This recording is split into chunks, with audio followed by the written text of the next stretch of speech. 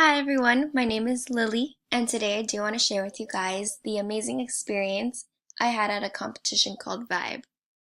The weekend of January 28th, 2018, I decided to take a road trip down to Costa Mesa, California, which is located in Southern California. Vibe is actually Southern California's largest urban choreography dance competitions, and this year they had a total of 17 competitive dance groups, along with 8 exhibition teams. You guys actually might know a couple of the teams that were there. One of them was Academy of Villains, which competed on America's Got Talent. Keone and Mari were also there, which were recently on World of Dance. And Cobb Modern and Team Millennia were also there as well, and they were competitors on America's Best Dance Crew. There was definitely one team that I had my eye on and that I was rooting for, and that team is The Company. The company is located in Daly City and it's very local. And I guess you can say I was a little biased coming into this competition only because I do have a lot of friends that do dance for the company. The company is not your ordinary hip hop dance team. When I think of the company, I like to describe them as contemporary hip hop. When you think of hip hop dancing, you might think of explosive movements, upbeat music, hard movements, a lot of hair flipping and whatnot. But when I think of the company, they like to really focus their movements with finesse rather than explosiveness. That day, they had about 20 to 30 dancers on stage. The tone of their piece was very serious. One thing that helped create that serious tone was their cleaned up attire.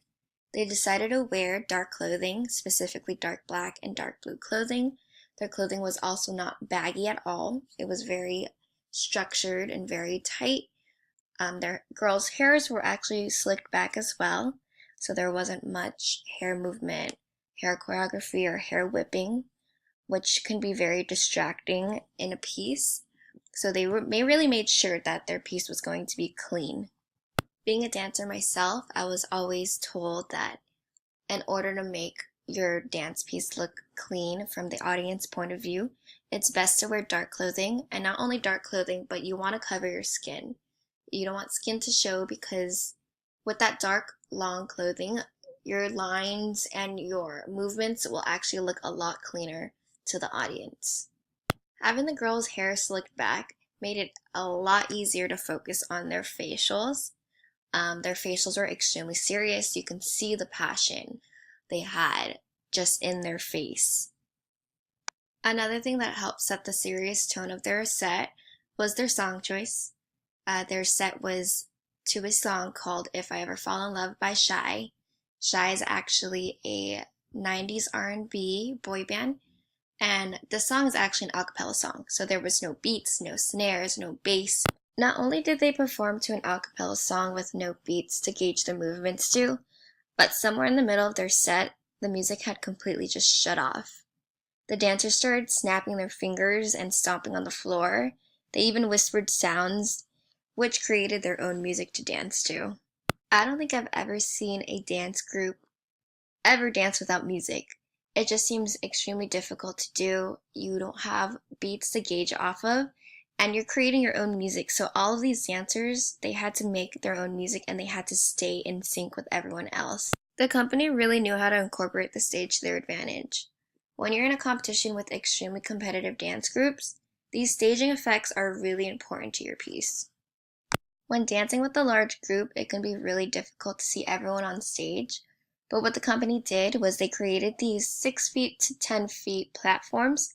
They placed them in the back of the stage, and they actually had their own dancers dancing on them. This actually made it extremely easy to see everyone, and it also gave their set a lot more depth. The company has always been known for their roll-offs, opposite dancing, and their transitions within their set. Like shown in this picture, you can see that everyone's dancing the opposite way, and this actually makes it extremely visually appealing for the audience to see. Dancing to a song called If I Ever Fall in Love, it's kind of expected to see some partner work within their set. One thing I really liked about their partner segment was that not only did they have a couple of partners up front dancing, but the rest of the group members were actually in the background dancing as well, but they were dancing in a way that really emphasized the partner work. Overall, I want to say that the company set was perfect. They incorporated everything to levels, to roll offs, opposite dancing, partner work, and they even stood out with their song choice and they even stood out with using no music at all. The entire room was so anxious to hear who the winners were going to be, but I really had this feeling that the company was going to take it all. And the winner is the company. Like I said, I really had this gut feeling that the company was going to take it all, and they did. After first place, there was second place, which went to Choreo Cookies, and third place was to 4-7 Company. If you're interested in watching their set, feel free to just type this into your YouTube search bar and it should pop right up. But I really do suggest watching it, or even if you have the opportunity to go out and watch a competition yourself, I really suggest it because you really leave a competition with an open mind and it makes you want to better yourself as a dancer as well.